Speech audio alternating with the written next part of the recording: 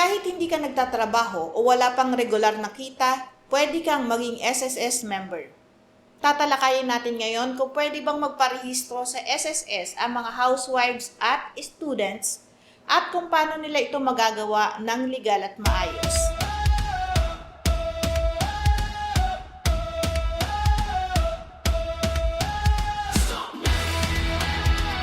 Taong 2021, binago ng Korte Suprema. Ako po si Atty. Claribel Lucila at ipapaliwanag ko ang batas ng malinaw, simple, totoo at para sa lahat.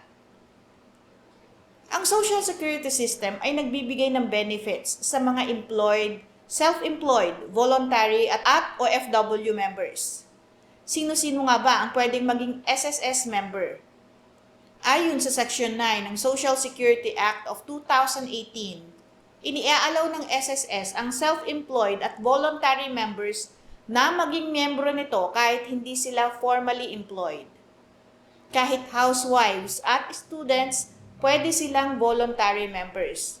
Basta may legal capacity na at edad mula 18 years old hanggang below 60 years of age.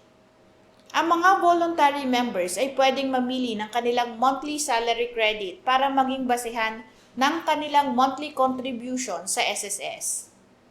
Paano nga ba magparehistro ang mga voluntary members? Una, pumunta sa pinakamalapit na SSS branch o kaya magpa-register online sa www.sss.gov.ph. Pangalawa, piliin ang voluntary membership.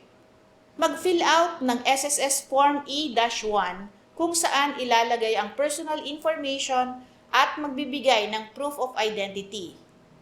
Bayaran ang monthly contribution depende sa desired coverage. Ano-ano ang mga benepisyo bilang miyembro ng SSS? Bilang miyembro ng SSS, maaari kang magkaroon ng retirement, sickness, maternity, disability at death benefits. Para sa students at housewives, magandang financial security ito sa hinaharap. Tandaan po natin na walang minimum income required para sa voluntary membership. Ang contribution rate ay nakadepende sa monthly salary credit na pipiliin ng voluntary member.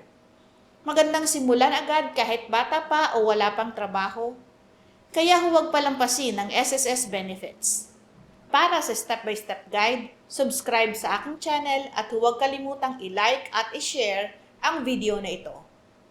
Patuloy po kayong manood, magtanong at matuto ng tungkol sa batas. Magandang araw po, ako si Atty. Claribel Lucila.